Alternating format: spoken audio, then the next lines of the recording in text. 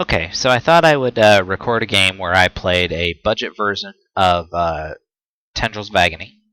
The idea here is to sacrifice a bunch of the lands from Invasion, generate mana to cast enough spells to fire off a lethal Tendrils.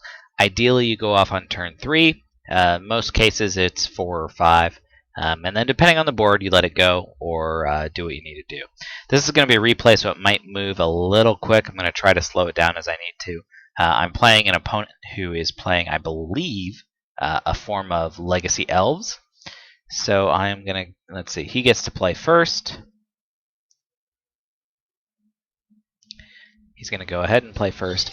I actually originally intended to mulligan this hand, but I decided to keep it. The things that are decent about this hand, the 2 sack lands are at least going to put me into a Manamorphose.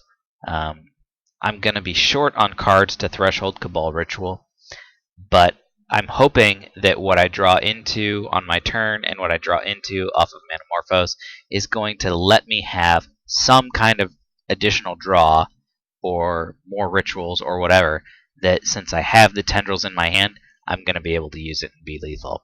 So he's going to play the first turn Llanowar.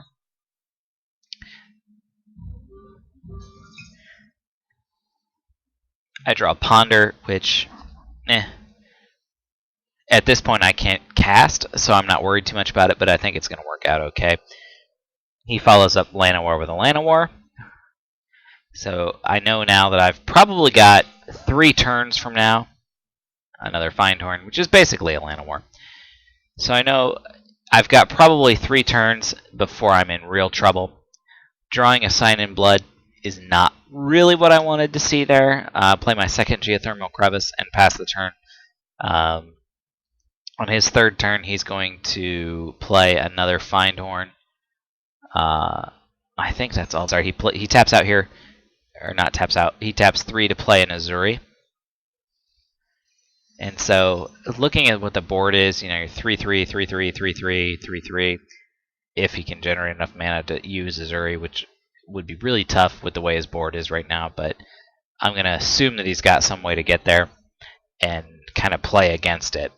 So here I am on turn 3, looking at not an ideal hand to try to go off with, but I made the decision that I'm going to go ahead and try on turn 3 and hope that I get there.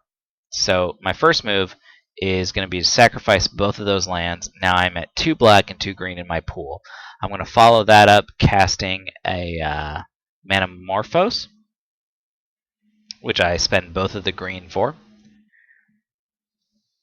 I'm going to go ahead and add back 1 blue to give me the Ponder and then 1 red to give me the Rite of Flame. I'm going to go ahead and cast a Gemstone Mine just because I can tap it this turn for an additional mana. Rite of Flame gets cast. I'm going to cast the Ponder next. I see a Chromatic Star, and a Ponder. This is actually fairly good for me. The Chromatic Stars are going to take a mana away from my pool, but they'll convert it at least into another color and another card draw. So I definitely want to get into both of those first and then have the Ponder available. So I put the... Actually, I'm going to go for the Ponder first. I put the Ponder into my hand. I'm going to use the Gemstone Mine to generate the blue to Ponder.